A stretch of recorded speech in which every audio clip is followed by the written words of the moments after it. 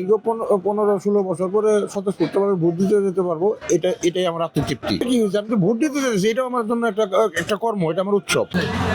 আজকে যাচ্ছি একমাত্র কারণই হলো নির্বাচন উপলক্ষে ভোট দিতে যাচ্ছি। ঠিক আছে, কষ্ট করে হলো, একটু সর্দি জ্বর আছে, তারপরেও যাচ্ছি।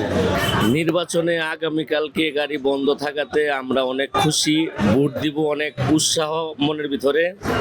আমরা অনেক দিন পরে ভোট কেন্দ্রে হাসি খুশি ভাবে গিয়ে ভোট দিব। আর আমাদের আগামীকালকে যে গাড়ি বন্ধ থাকবে তাতে আমাদের কোনো সমস্যা নাই।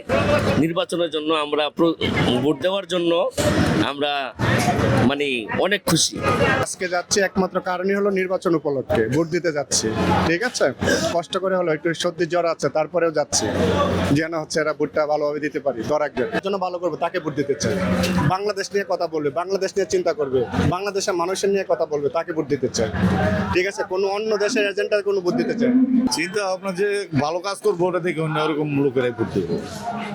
প্রার্থী তো দাঁড়াইছে হলো মনে করেন জামাত আছে, বিএনপি আছে, এনসিপি আছে, যেটা ভালো কাজ করবে ওরকম দেখে আমরা ভোট দেবো।